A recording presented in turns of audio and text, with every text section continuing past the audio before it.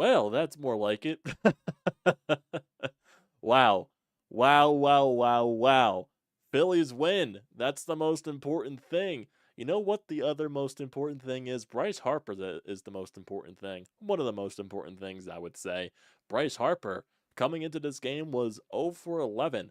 Did not record a single hit so far in the first 4 games that he has played.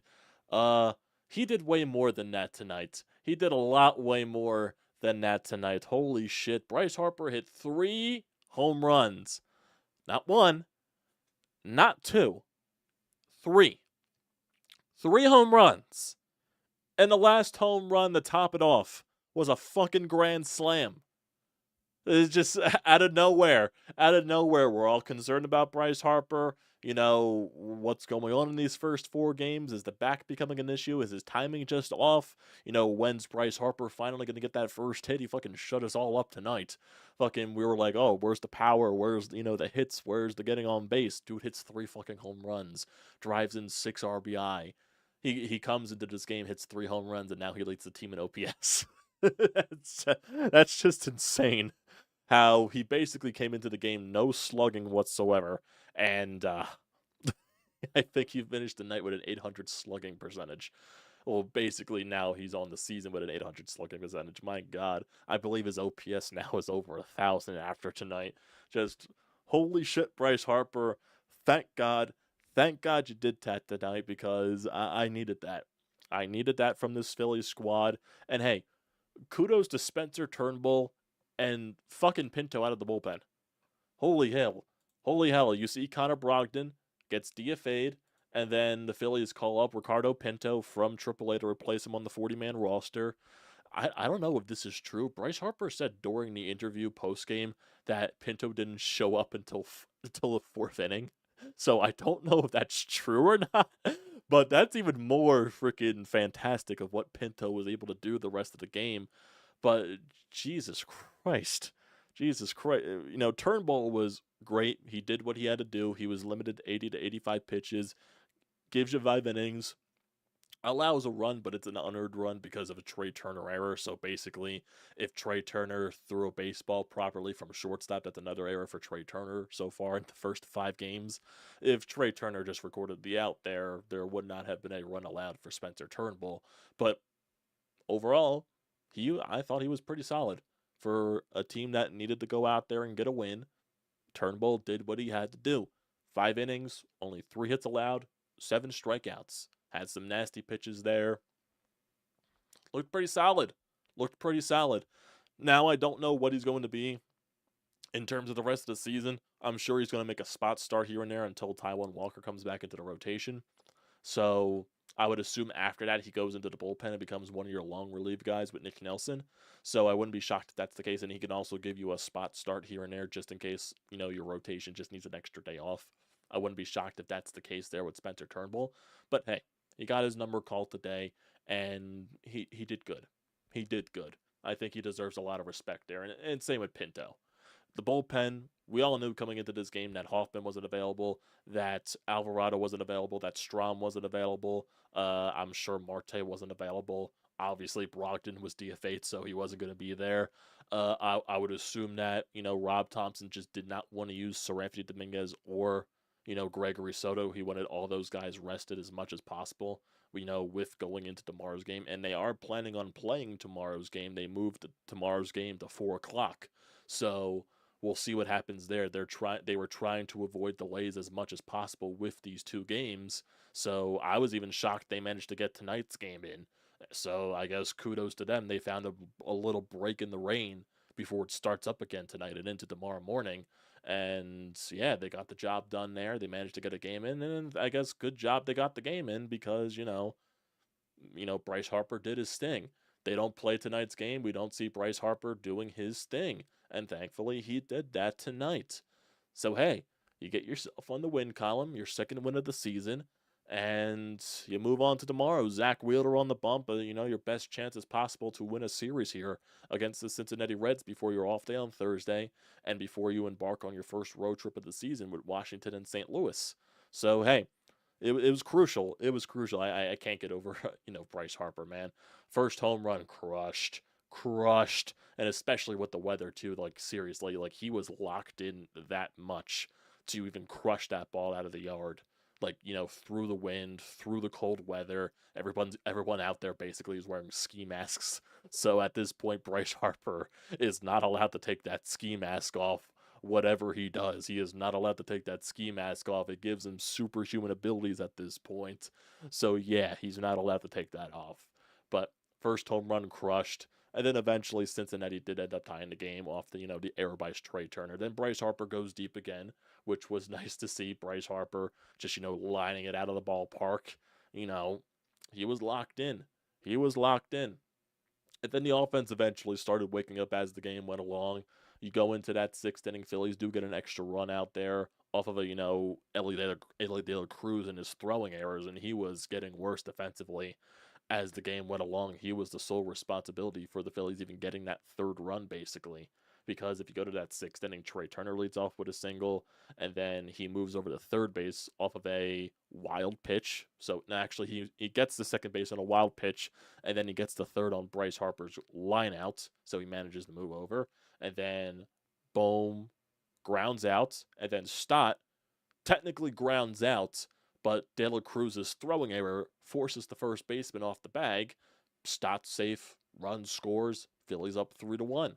And that's great right there because the inning prior, the Reds did tack on that run to make it a 2-1 ball game. So that's huge for you right there. And then you go into this bottom of the seventh inning, and that's where basically everything just breaks open. So Marsh singles to lead off the inning, and then Rojas grounds into a fielder's choice, and both runners ended up being safe because for some odd reason that Ellie De La Cruz decided to be very fancy on this play, and he decided to glove it, just toss it with his glove over to the second baseman, and he completely overshot him, and both runners ended up being safe. Stubbs tried the bunt, but he popped up in the process. Schwarber then gets a single. He's Mr. Single at this point. Kyle Schwarber, he's a singlesman now. I love Kyle Schwarber singles, the best leadoff guy to ever exist on the planet. That is Kyle Schwarber. And now he hits singles. Who would have thought?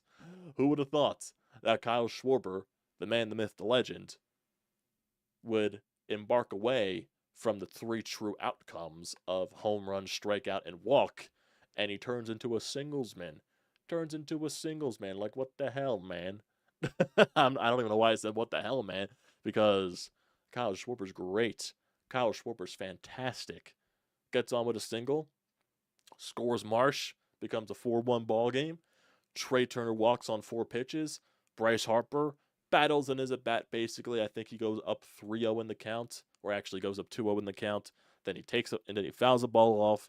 Then he takes another ball, 3-1 count, and then he just got fooled on a sinker down and in, and then he wasn't going to be fooled on that pitch the exact same time. It was the exact same pitch, the exact same location. Bryce Harper was locked and loaded, and the dude crushes the ball. I'm ready for a rematch. Here, take a free shot. Go ahead, knock yourself About to get served. Jesus Christ, the freaking advertisements. That's the problem here with freaking live streams. Holy shit, I do apologize for that, boys, because sometimes ESPN just feels like playing the videos without my consent. Goddamn ESPN. Holy shit. Holy shit. What was I saying? Bryce Harper, yes, grand slam. That's basically where I was going with that entire process. That's where I was going. And then for Pinto, comes into the sixth inning, starts off with a 1-2-3. Then, 4 batters faced in the seventh, allowed a 2-out single, gets out of that situation. Top of the eighth, a run scores because, of a little error there to get that extra run on the board. But then Brandon Marsh goes the other way for a solo bomb. Puts the Phillies up 9-2. Brandon Marsh continuing to get hits. Everyday player, Brandon Marsh. Stop taking him out of the lineup against lefties. I refuse to hear that. I refuse to see that. Stop taking him out of the lineup against lefties, Rob. He's deserving to play every day. He got to hit another hit against the lefty today. I don't think the home run was against the lefty, but he got a single against the lefty. I believe he had 2 hits in this game, so stop benching him. And then Pinto came up in the ninth, basically. Had nothing left in the tank, but still managed to get the job done. He did allow a couple of runs off of, a couple of hard hits. Then got the job done, basically. No harm, no foul there. So, looking at the lineup, Kyle Schwarber 1 for 5 with an RBI. Trey Turner 1 for 4 with 2 runs scored. Bryce Harper 4 for 3 with 6 RBIs and 3 home runs. I love that stat line. Alec Bohm 0 for 4. Bryson Stott 0 for 3. Nick Castellanos 0 for 4. What else was new there? Brandon Marsh 3 hits. He didn't have 2 hits. He had 3. I missed one of his hits. So yeah, Brandon Marsh, everyday goddamn baseball player, 0 for 4. Garrett Stubbs 1 for 3. Phillies were 2 for 7 with runners in scoring position. But it doesn't matter when Bryce Harper does Bryce Harper things. That is the bottom line there. Bryce Harper does Bryce Harper things. Spencer Turnbull was very solid. I already read his stat line. And Pinto, a lot of the damage came in the 9th inning, basically. Pitches 4 innings, 5 hits, 3 runs, 2 of those earned. No walks, 4 strikeouts on 73 pitches. Dude basically pitched, almost a full game, basically, out of the bullpen. 73 pitches in 4 innings. Holy shit. Kudos to him, man. He basically him and Turnbull saved the bullpen for tomorrow. So I guess you got to give credit where credit is due. And Rob Thompson really played his luck there with Pinto, because I thought it was even stretching it. Bennigan pitched the 8th inning. Like why isn't Nick Nelson available? Because Nick Nelson has barely pitched. Why isn't he available? But he proved me wrong today, and I don't mind being proved wrong. And hey, good for Pinto. Good for Pinto. I don't know what he is for the foreseeable future on this roster, but hey, he got his number called today, even if he did show up in the 4th inning, and I don't know if that's true or not, because Bryce Harper said that in the interview. I don't know if that's true, but good for him. Hasn't pitched in the majors since 2019, basically. Playing independent ball last year. Comes up, what his number is called, because Connor Brockton sucks. Help the team out. And especially when he comes in a 2-1 lead. So that's even more beneficial there. Came in a 2-1 lead and pitched some huge innings for you. Eventually, until your offense started to get it going, basically. So, good shit there. Good shit there. Man. Man, oh man. Jesus. Jesus. Jesus. Jesus. Holy. My God, Bryce Harper. I'm also watching in the background the end of the Sixers game right now, so it looks like they just put time back on the clock a little bit, 0.9 seconds for Oklahoma City. Sixers are currently winning 108-105. Joel Embiid's return made some crucial plays down the stretch. Huge plays for them, and it looks like the bias is going to the Lions, so it really doesn't affect anything there. So Sixers are going to win this game in Joel Embiid's return, so that is very nice. The very out of shape Joel Embiid game. Love to see it. Love to see it. Overall, good win. Are the good vibes back? Joel Embiid returning to the Sixers, did that bring the good vibes back to the Phillies? Did that bring the good vibes back? Bryce Harper getting those 3 home runs. Let's see how it continues. Let's see how it continues. Because good stuff there. Some very good shit. Very good quality content from Bryce Harper. I love it. I love it. Definitely some good stuff there from Mr. Harper. And also some good stuff there from Mr. Joel Embiid. Great stuff there. My goodness. How many points did Joel Embiid have tonight? I know I'm tracking off topic now with the Sixers, but I'm really just curious, because we'll probably talk Sixers in the next day or so in regards to this game. But how many points did Joel Embiid have? He had 24 in his return. It's good for what it's worth for him not playing in so long. 24 points. Hey, freaking out of shape Joel Embiid coming back off the injury and the recovery. Good for him. Good for him. Jesus. But back to the Phillies. Some greats. Just finally getting the win, man. Finally getting that win. Huge. Huge. Huge. Huge. Oh, my goodness. Great game. Great game by the Phillies, specifically Bryce Harper. Great stuff. Great stuff. But, got to continue it. You got to get the series win tomorrow. Ace on the bump, Zack Wheeler. I believe it's Frankie Montas on the mound for the Reds. Got to get it done. I don't care what pitcher is on the mound. So, you got to get the job done. That is basically it. Would like to see Trey Turner pop into the home run sheet. I'm not sure when that's going to happen. Would like to see another Schwarber. But offense, help out Zack Wheeler tomorrow. Let Zack Wheeler do his thing. and you give him some run support. Deal? Deal? Could that be a thing? Give my man Zack Wheeler some run support? I would definitely appreciate it if you did.